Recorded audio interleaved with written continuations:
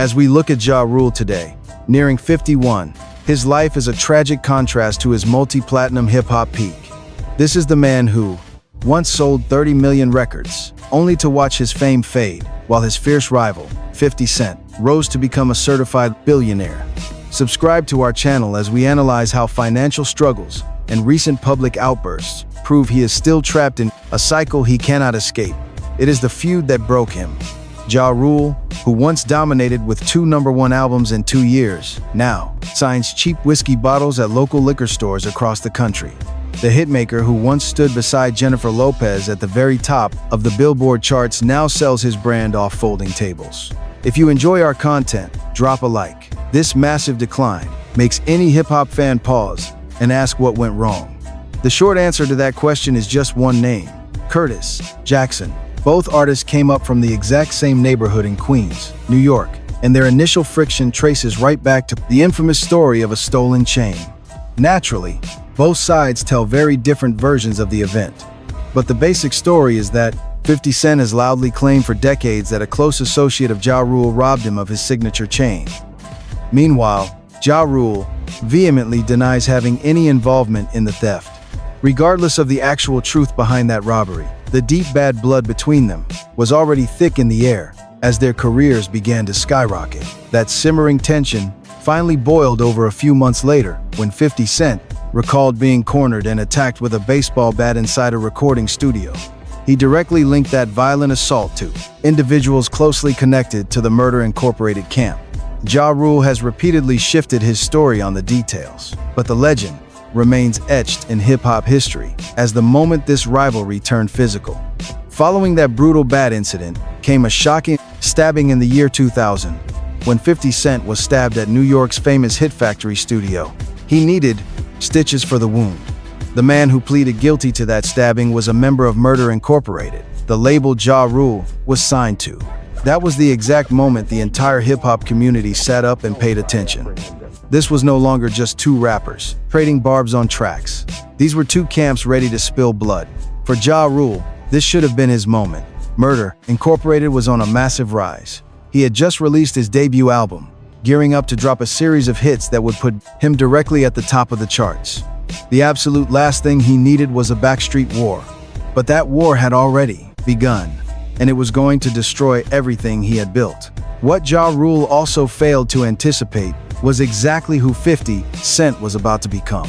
During the Hit Factory stabbing, 50 Cent was still an independent artist lacking a major record deal. His own label had discarded him before his debut project could even hit shelves. He was left in the cold while Ja Rule ruled the world. In several retrospective interviews over the years, Ja Rule admitted he truly believed their bitter rivalry was already over by then. He thought 50 Cent was finished. He assumed nobody could bounce back from getting shelved by a label and stabbed inside a studio. He figured he could comfortably coast on his success without ever looking back. He was dead wrong. While Ja was riding the wave of Pain is Love and Always on Time, 50 Cent was grinding in a local basement, releasing mixtape after mixtape. Those tapes ended up in the hands of two monumental heavyweights in the rap industry. Their names were Eminem and Dr. Dre. In 2002, Eminem and Dr. Dre signed 50 Cent to a joint venture with Shady Records and Aftermath Entertainment. The legendary contract was reported to be worth around $1 million. With that single signature, the entire rap game instantly shifted. 50 Cent now had two absolute titans backing him up. He commanded the vast resources of one of the largest record labels on earth. He had a budget, a massive platform, and a clear, singular target. That target was Ja Rule. In February of 2003, 50 Cent unleashed his major label debut, Get Rich or Die Tryin'. It sold nearly 900,000 copies in its opening week alone, cementing a historic record among the biggest opening week numbers in hip-hop history. The entire track list was packed with direct shots at Ja Rule, as were the lead singles. So were the music videos. So were the countless interviews 50 Cent conducted to promote the project. Every single time 50 Cent stood before a microphone, Ja Rule's name was on his tongue. The diss track that struck the hardest during that era was a cut called Wanksta. Playfully mocking the word gangster, the entire purpose of the record was to expose Ja Rule as a complete fraud. It claimed his tough street persona was purely for show, destroying the very credibility of his persona. If you are enjoying this rap history breakdown, please like this video. The strategy worked brilliantly. The track was blaring everywhere, and the music video dominated screens. Kids on every block began labeling each other wangstas. Suddenly, the artist who once ruled the airwaves was rebranded as the ultimate definition of a phony. Ja Rule had to fight back to survive. He had to. His reputation was on the line, his record label was in jeopardy, and his legacy in the music industry was hanging on the edge. He locked himself in the studio and emerged with a furious diss track of his own, titled Loose Change. On that cut, Ja Rule fired back at 50 Cent. He targeted Eminem. He attacked Dr. Dre. He even took aim at. We saw Ja Rule target Eminem's daughter and ex-wife, with bars crossing lines most rappers wouldn't dare touch. The track was meant to strike hard, inflict pain, and settle their vicious feud for good. But it didn't trigger the reaction Ja Rule had hoped for. Targeting Eminem's family backfired completely. The public simply wasn't willing to support that kind of low blow, especially since Eminem was at the absolute peak of his global fame. Fans stood firmly behind him, and those cheap shots about Haley made Ja Rule look like a desperate villain in a war he was already losing. Then, Eminem retaliated with vicious diss tracks. So did 50 Cent, and the rest of the Shady and Aftermath rosters joined the pile-on. The counterattacks were relentless and loud. Ja Rule found himself in a war against three of hip-hop's biggest giants simultaneously, completely isolated with no allies on his side. One of those vicious responses flooding the early internet was 50 Cent's brutal track called Back Down. It exposed every single weakness in Ja Rule's carefully crafted image and tore it apart over a hard beat. Once the radio station stopped blasting it, the damage was absolute. It wasn't just about the music either. The real damage was a permanent shift in how the public viewed Ja. Hits were still playing, albums were still moving, but his armor had cracked. And as we know in this business, once that happens, everything else crumbles. The statistics prove the devastating reality of his decline. Ja Rule's streak of 2 triple platinum albums in a row ground to a halt. His next studio album, titled The Last Temptation, arrived in late 2002.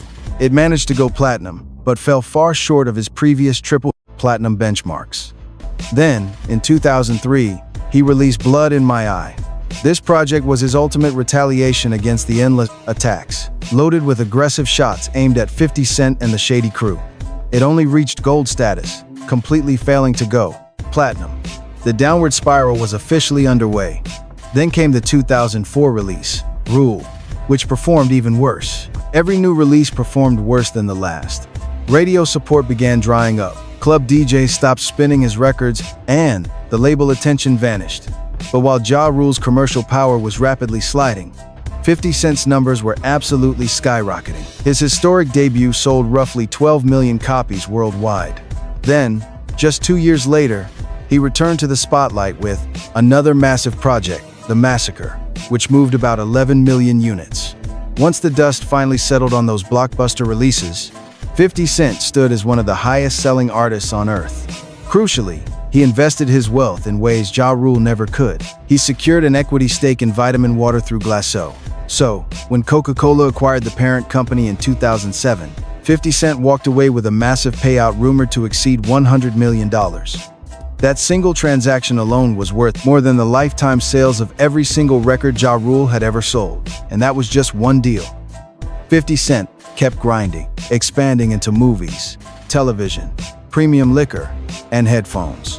He successfully converted his rap earnings into major corporate wealth, and that wealth just kept compounding. Ja Rule never got to experience that kind of run. Part of it was bad timing, part of it was the brutal feud, and part of it was his later legal troubles, the tax evasion, prison time, and Fyre Festival disaster. But the start of that massive gap, the moment one star pulled ahead and the other fell back, began during that pivotal stretch from 2002 to 2004. Before the hip-hop community could even process it, the landscape had shifted. 50 Cent emerged as the undisputed king of street rap, leading G-Unit alongside hungry spitters like Lloyd Banks and Tony Yayo. The group's late 2003 debut, Beg for Mercy, quickly went triple platinum as well. Meanwhile, as Ja Rule watched the next generation sprint past him, the rivalry refused to cool down. 50 Cent kept pressing, never letting the drama die. Every chance he got, he took another shot. Every single interview, album track, and red carpet appearance featured 50 Cent keeping Ja's name in his mouth. This hostility quickly spilled beyond wax and into the physical world, sparking real-world street violence between opposing camps. There were lawsuits, retaliatory shootings, and constant danger. The rivalry devolved into a dark space that transcended radio hits and music videos. In 2005, G-Unit affiliates clashed violently with Ja Rule's crew at a live concert, creating a media frenzy that dominated the hip-hop headlines for months. This constant, toxic distraction made it nearly impossible for either camp to focus on the music. Making matters worse, federal authorities launched a massive investigation into Murder Incorporated, putting the label under an intense microscope for alleged money laundering. High-ranking executives faced serious federal charges. Though they ultimately won their fight in court, the reputational damage was catastrophic. Murder Inc. lost its distribution deals shortly after, stripping Ja Rule of his powerful creative home. Even amidst this structural collapse, Ja Rule tried to put out new music. He kept trying to tour, desperately trying to reclaim the glory days when Pain Is Love ruled the Billboard charts. But the rap world had entirely moved on. The new sonic wave belonged exclusively to 50 Cent and G-Unit, backed by the raw aesthetic of Shady and Aftermath. That melodic, radio-friendly crossover style Ja Rule pioneered was suddenly outdated. The hitmaker who once defined the trend was now hopelessly falling behind it. In our view, he spent years in interviews reflecting on how this rapid shift derailed his legacy. Subscribe for more hip-hop breakdowns. Phase of his career really felt. We know he called that post-feud era the darkest period of his life. He claimed the clash killed his momentum, drained his business deals, and ultimately robbed him of a massive piece of his reputation, something he could never reclaim. And as we watched, the beef didn't stop. When Ja went to prison in 2011, 50 trolled him relentlessly online. When Ja was released in 2013, 50 kept firing away. Every single time Ja Rule surfaced in the news, 50 was waiting with a savage meme. Honestly, that Fyre Festival in 2017 was the ultimate gift 50 could have ever begged for. That disaster was the exact kind of train wreck 50 could exploit for years, and trust us, he absolutely did. Those brutal memes racked up millions of views and remain viral to this day. Meanwhile, Ja tried for years to finally squash the beef, frequently expressing a desire to move past it in various interviews. He even discussed wanting to face 50 in a versus battle, a final showdown to settle their score live before a massive crowd. If you love these breakdowns, hit like, but 50 never accepted that invite. Then, in April of last year, Ja sat down for an explosive interview with the Breakfast Club. He reflected deeply on Irv Gotti, the legendary founder of Murder Incorporated, who had recently passed away. He promoted his new spirits brand, spoke about parenting, and embraced becoming a grandfather soon. Yet, he still addressed the famous rivalry, analyzing how it aged and dissecting the massive damage it inflicted on the entire New York hip-hop scene. He argued that this endless war with 50 blocked the entire city from achieving the legendary run it rightfully deserved during those crucial years. Of course, 50 caught wind of these comments and fired back on social media within 48 hours. It was the same relentless trolling and petty jabs we have witnessed play out for more than 2 decades now. This rivalry is far from dead. It remains active, toxic, and deeply rooted in the culture. Subscribe to our channel to track this ongoing saga. Shortly after, Ja joined NBA icon Carmelo Anthony on the 7 p.m. in Brooklyn podcast. Together, they dove deep into local culture, the state of rap music, and the beef. Ja dropped a serious truth bomb that resonated with listeners. He claimed his fallout with 50 did not just sabotage his own brand, he asserted that it crippled the entire city of New York. He explained that while local stars clashed, Southern artists seized the opportunity to take over the entire rap game. Now, the birthplace of hip-hop is still fighting to reclaim its crown. That admission cuts straight to what this conflict truly cost him. It was bigger than losing radio play or album sales. It cost him far more than millions of dollars. Ultimately, it stripped away his legacy, preventing him from being celebrated as one of the key figures who engineered the signature sound of 2001, propelled rap music to the top of pop charts, and famously made melodic rap a mainstream force years before modern stars got the credit. Sadly, today, we see too many fans remember him simply as the ultimate loser of that beef. The artist who got completely out-hustled by 50 on the business front. The rapper who watched his rival secure billionaire status while he sells his spirits line in 35 states. If you agree, drop a like. But as commentators, we know that is an unfair portrait of his overall achievements and what he built after their clash began. Still, that negative shadow looms over every single headline. Whenever his name pops up today, this unresolved drama is the tragic lens through which the public judges him. Yet, this beef is only one part of the story. The other massive setback unfolded nearly 15 years after his war with 50 began. It arrived disguised as an upscale luxury festival in the Bahamas, orchestrated by a smooth-talking businessman named Billy McFarland. It quickly snowballed into one of the most infamous scams in modern pop culture history. Let's look at what went down next. We call this chapter, Fyre and the Fall from Grace. In 2017, Ja was a decade past his commercial prime. Having been home from prison for 4 years, he was hungry for a major career-defining comeback. He desperately needed a home run play. The kind of ambitious venture that would instantly launch him back to the absolute top of the industry. That opportunity arrived in 20-something entrepreneur Billy McFarland, a fast-talking promoter who was in his mid-20s at the time. He ran a tech company called Magnisis, selling elite black metal cards to wealthy youth eager to feel like they belonged to an exclusive high society club. This card promised VIP access to red carpet events. It sold the ultimate illusion of status to ambitious millennials. Soon, Ja and McFarland crossed paths and officially joined forces. They launched a startup named Fyre Media, aiming to build a cutting-edge app for booking celebrity talent. The plan was simple. If you had the cash, you could instantly book major stars like Ja Rule for your private parties. You could easily browse other famous acts, too. While this app was their core business, they needed a massive promotional stunt. That is where the disastrous festival came in, and trust us, on paper, the strategy seemed absolutely brilliant. It was supposed to be the ultimate luxury music festival on a private island in the Bahamas. That was the dream. The biggest chart toppers would perform, while the world's top supermodels wandered the beaches. At least, that was the pitch. Tickets would cost thousands of dollars, making this exclusive getaway feel like a once-in-a-lifetime experience for the wealthy. If you could afford it, of course. But before the first stage was built, the marketing machine exploded online. Organizers paid the world's most famous influencers and models to fly down to the Bahamas for a promo-filled weekend. They had them partying on the beaches, swimming with pigs, and riding jet skis, while cameras captured every single moment. That footage was cut into a promotional video and launched in December of 2016, generating massive, unprecedented hype. It was a publicist's dream. Within days, tens of thousands of eager music fans flooded the website looking for tickets. Soon, passes were completely sold out, with people dropping from hundreds to over $100,000 for a spot. Hit the like button if you remember this disaster. Now, rap icon Ja Rule was front and center of the entire promotional campaign. As a massive star, he possessed the global reach to instantly blast this event out to millions of his followers.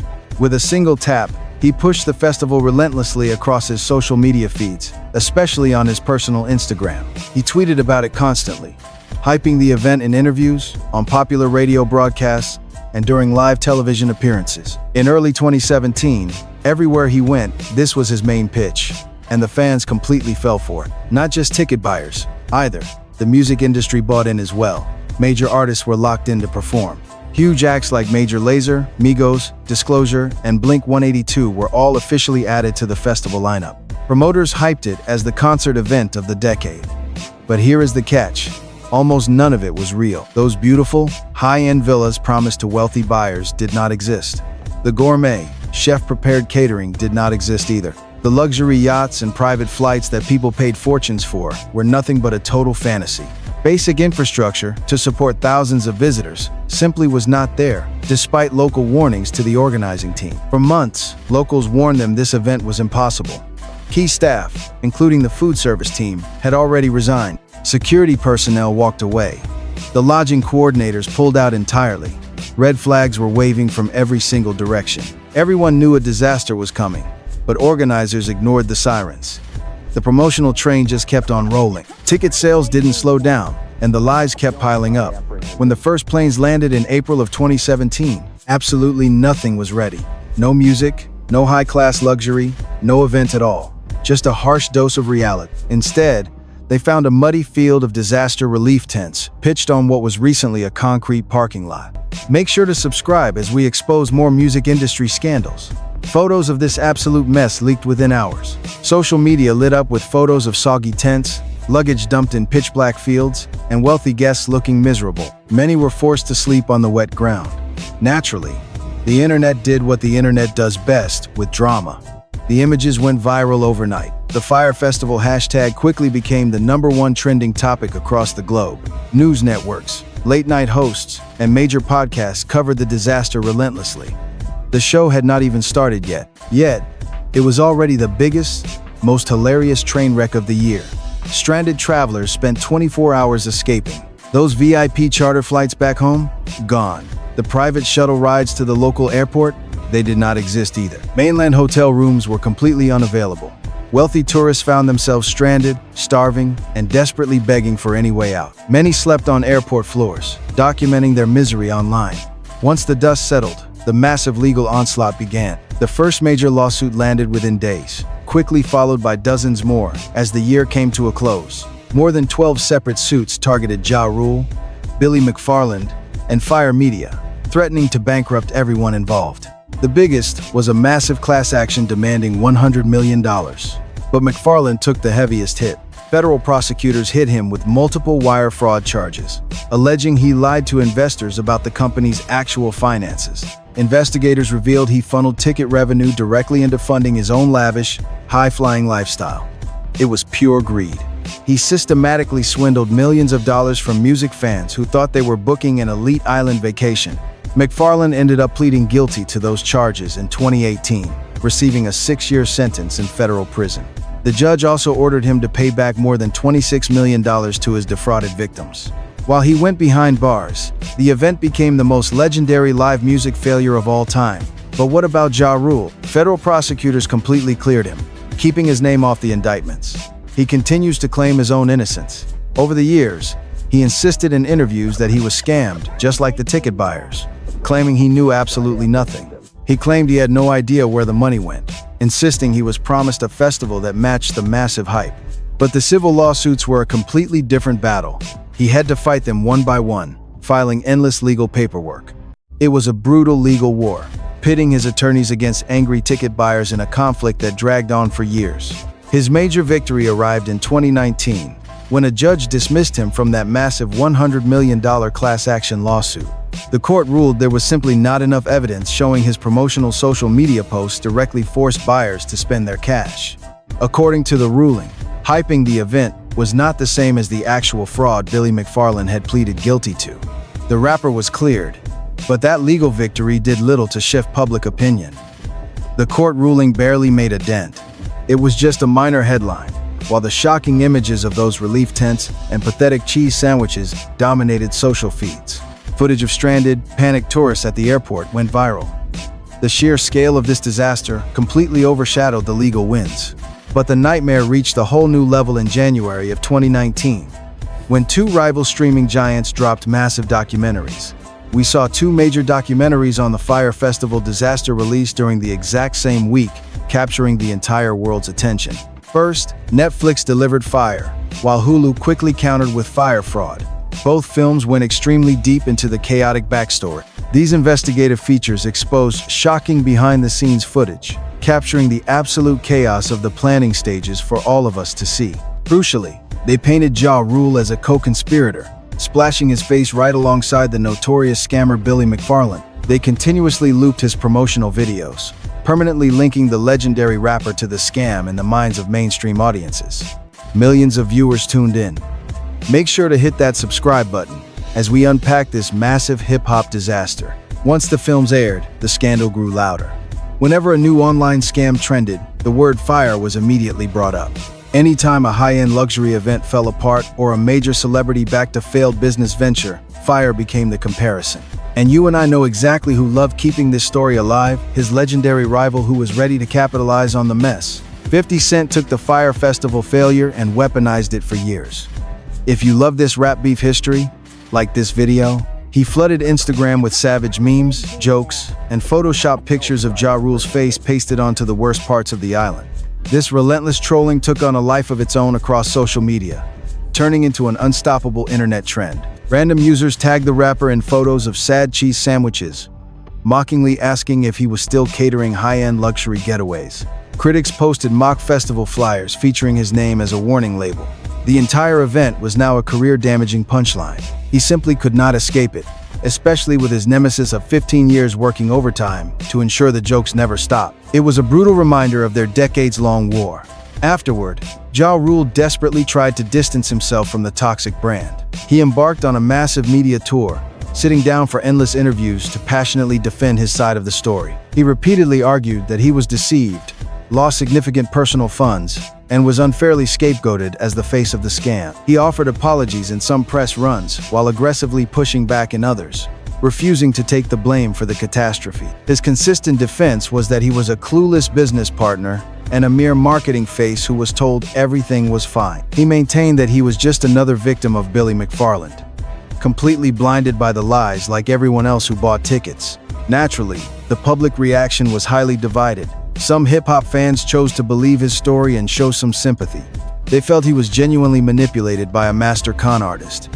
However, a massive portion of the public remained deeply skeptical. Critics pointed out that he was too close to the organizers to be completely oblivious to the operational red flag. Many argued he belonged in a federal prison cell right alongside McFarland, instead of walking free and trying to clean his image. The fallout was catastrophic for his brand. Tour bookings immediately dried up as promoters hesitated to touch his name. Lucrative corporate endorsements disappeared overnight, and major radio stations stopped inviting him for interviews as his reputation took a hit. The promising business ventures he spent years securing after his prison stint evaporated.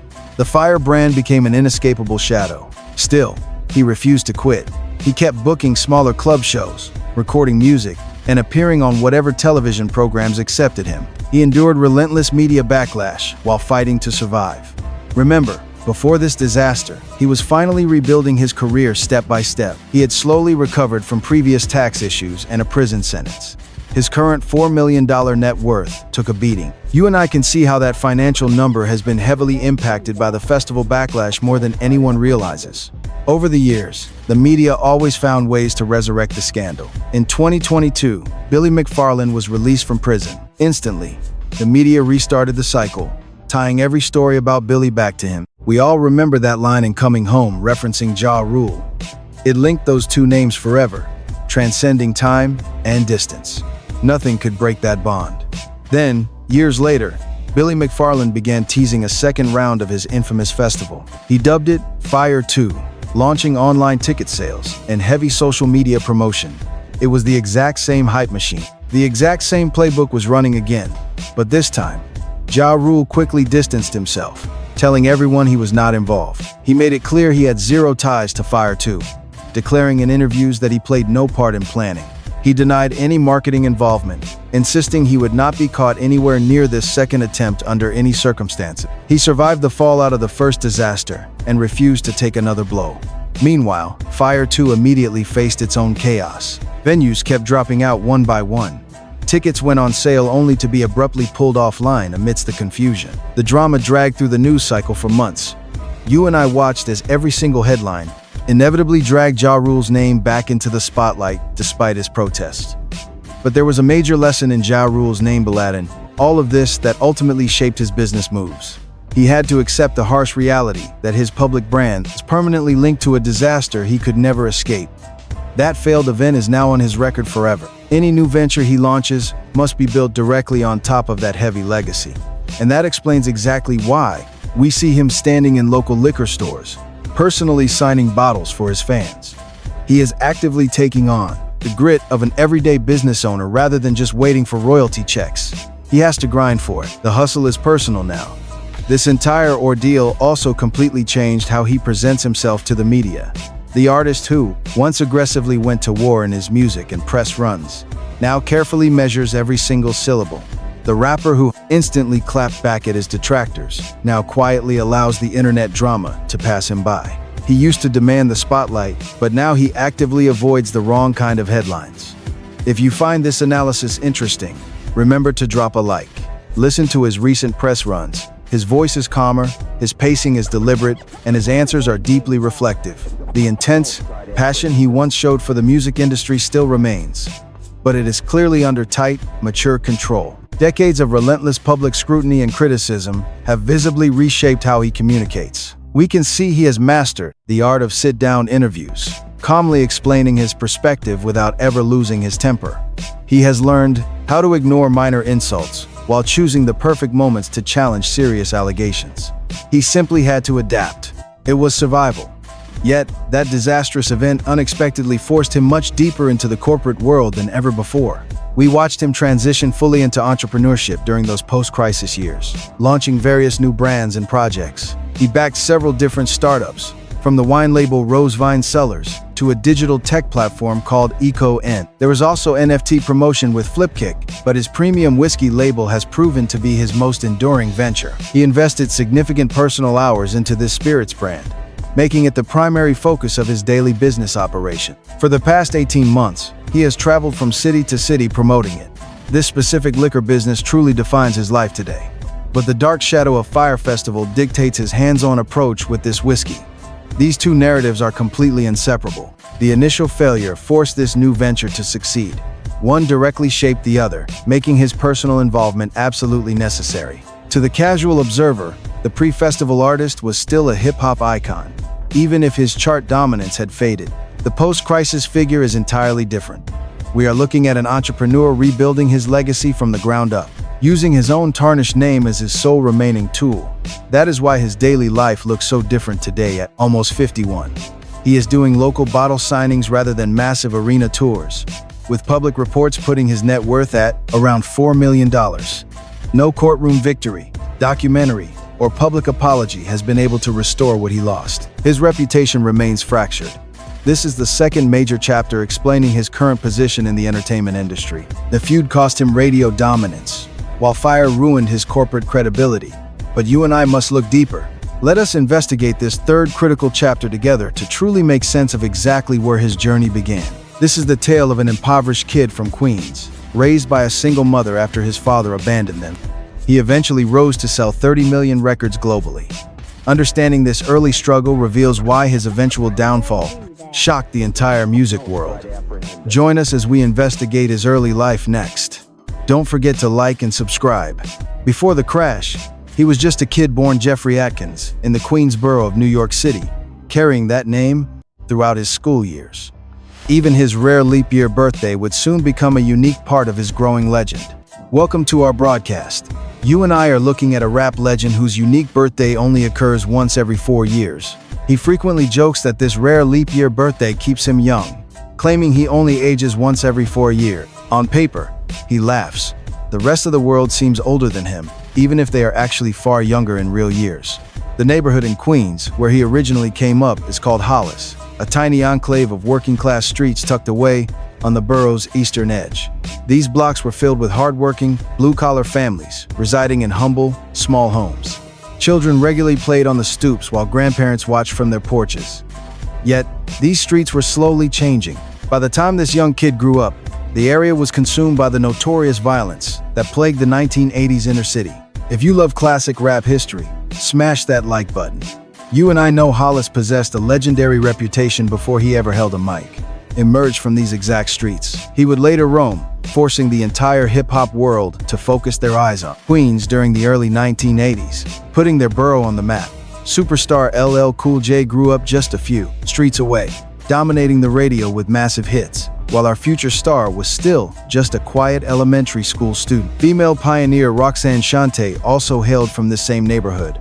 The entire sound of New York rap back then was emerging directly from the very community where he was spending his formative years. That sound served as the backdrop of his youth. His memoirs detail how those classic tracks blasted from every single radio in the neighborhood. He and his friends would memorize and mimic the lyrics, dreaming of one day doing the same. Those records proved to him that a successful music career was possible for someone coming from his exact background. The blueprint for his future success was designed by the local trailblazers who walked those very blocks before him.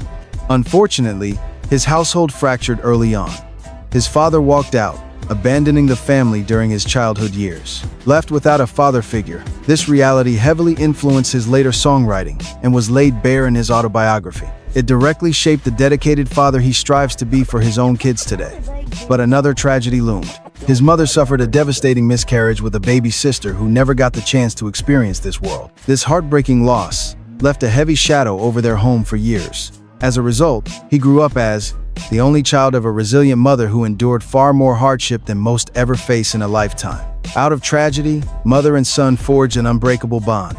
She worked exhausting hours just to keep the lights on, pulling long shifts at a local hospital. Despite the exhaustion, she provided meals, clothes, and single-handedly raised him. Watching her do the work of two parents, he quietly vowed to provide for her when he made it big. Before that success arrived, however, he spent a significant portion of his youth being raised by his maternal grandparents. They were devout Jehovah's Witnesses, and they ran the entire household under the strict rules of their faith. Sundays were reserved for field service, while weekdays meant intense Bible study. The traditional holidays that other neighborhood kids eagerly celebrated were completely banned in his home. His grandparents ran a tight ship, a lifestyle he later wrote about. He revealed in his autobiography how these restrictive guidelines alienated him from the children on his street. He could not participate in normal childhood activities, missing out on basic social events that his peers took for granted. Attending birthday parties and receiving Christmas presents were forbidden, leaving him feeling deeply isolated from his childhood friends. Subscribe now for more rap biographies. That isolation did not last forever, especially when his mother decided to leave the faith. This decision fractured their family structure, prompting mother and son to pack up and leave his grandparents' house behind. Their new independence brought fresh financial struggles, as bills became overwhelming without the grandparents' support, forcing his mother to work even longer shifts. Eventually, the dangerous streets of Hollis began calling to him during middle school. These blocks were far from peaceful, serving as the backdrop for the peak of the devastating crack cocaine era. Neighborhood corners were packed with older teens selling drugs, displaying the kind of fast cash that any poor kid would naturally dream of chasing. Ultimately, he chose to chase it. By his early teenage years, he was actively dealing on those same corners. Sadly, this was the exact same path that many local kids were forced onto. The illegal hustle provided quick revenue that bypassed any normal employment opportunity, putting serious money straight into his pocket. He could finally buy the sneakers, clothes, and childhood essentials he had been forced to live without. Yet, as you and I look back, this dangerous lifestyle placed him on a path many peers never escaped. He later spoke candidly in broadcast interviews about this dark era, explaining he stayed involved because the fast money was his sole way out, dirty money that was rolling in. We've heard him talk about chasing that rap dream as hard as the streets, because that music dream was his only ticket out of the struggle. His first shot came in the mid-1990s when he connected with several other hungry artists in the borough. The trio they formed went by Cash Money Click, and as our editors recall, it had 3 members. He was the standout, alongside partners Chris Black and O1. If you are enjoying this deep dive, drop a like. This crew dropped a handful of singles on an indie label, but those tracks never popped. The imprint quickly cut ties, and to make matters worse, one of the other members caught a serious legal case and ended up behind bars. The group disbanded before they ever got a chance to release a debut album. But as commentators, we know that Short Run put him in front of the right executives. One of those who noticed his early talent was a local producer named Irv Gotti. Irv had been quietly signing talent, producing records, cementing his reputation behind the scenes. It was a perfect match at just the right moment for both men. Irv Gotti recognized a special spark in the kid that major labels totally overlooked. He saw an artist who could blend a gritty street verse with a catchy radio hook effortlessly. He saw a performer with a commanding voice that could hold down an entire record alone. Gotti knew this MC could share a track with a major vocalist and still dominate his half of the record. The exact brand of crossover rap destined to dominate airways in the late 1990s was standing right there in the person of this hungry kid from Hollis. Gotti wasted no time. He immediately paired the rising star with massive industry heavyweights, putting him on tracks with Jay-Z and DMX. He secured placements on major movie soundtracks during one of the biggest theatrical eras in history. If you love hip-hop history, subscribe. Our editorial team agrees that the Hollis native was standing on the absolute edge of a career-defining breakthrough. That breakthrough arrived in 1999. By that time, Irv Gotti had launched his iconic new imprint, Murder Incorporated Records. It was a massive joint venture with Def Jam, which ruled the music industry back then. This young lyricist from Queens was the flagship artist of the roster. His highly anticipated debut project under the brand was titled Veni Vedi Veci, releasing in May of 1999. The lead anthem was the smash hit Holla Holla. It was an instant club anthem, featuring a hook so infectious you could sing along after just one listen. The production featured heavy bass that made car speakers rattle nationwide, completely dominating daily radio play. It took over nightclubs and music television networks everywhere, quickly propelling his debut studio album to certified platinum status. The Queen's MC had officially earned a platinum plaque, transforming him into an essential household name that the entire music industry respected. That debut was only the warm-up. The next two releases defined his historic run. He dropped his second album in October of 2000. Titled Rule 336, the project surged straight to #1 on the Billboard charts, eventually earning a triple platinum certification. The hit single Between Me and You, featuring vocalist Christina Milian, stayed on heavy rotation. Another massive track, Put It On Me with Vita and Lil Mo, saturated the airwaves. Our team remembers him as the undisputed king of crossover hip-hop during that golden era. The third LP arrived just 1 year later. Titled Pain Is Love, the record hit shelves in October of 21. The project also conquered the #1 spot on Billboard, quickly matching its predecessor by going triple platinum as well. 2 consecutive albums, topping the charts, and back-to-back triple platinum plaques. This was an incredible hot streak that other mainstream rap stars would spend entire careers trying to replicate. The standout track from Pain Is Love that shattered records and crossed over completely was Always on Time. It introduced rising Murder Incorporated vocalist Ashanti on the hook. She was a fresh talent on the label back then. Their chemistry on this track was a legendary formula, creating a distinct vibe that defined early 2000s pop rap. This signature sound dominated the charts for 2 solid years, sending Always on Time straight to the Billboard Hot 100. It ruled the peak for 2 consecutive weeks, securing its place as the biggest crossover smash of that entire year. Additional album cuts like Livin' It Up featuring Case kept airplay on lock long after their lead single peaked. During this same dominant era, he landed massive guest features on tracks that blew up globally. The most iconic collaboration arrived in 2001, when pop superstar Jennifer Lopez had a track on her project called I'm Real. Her label greenlit a remix featuring our Hollis MC to spice things up. Dubbed the Murder Remix, it soared straight to #1 on the Hot 100, staying parked there for weeks. A few months later, the dynamic duo struck gold again. Their follow-up collab, Ain't It Funny, received another signature Murder remix treatment and conquered the Hot 100 too. Our Queen's hero now claimed 2 consecutive #1 hits alongside the reigning pop queen of the planet within 12 months.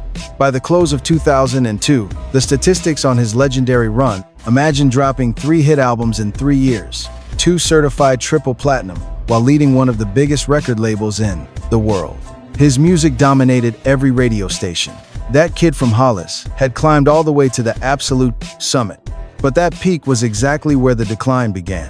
See, the same year he dropped Pain Is Love, his legendary feud with 50 Cent went completely hot.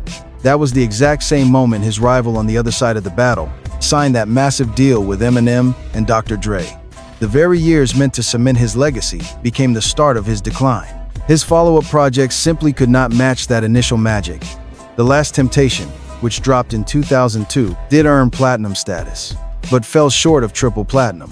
Then, Blood in My Eye, in 2003, barely went gold. By the time RULE dropped in 2004, sales plummeted further.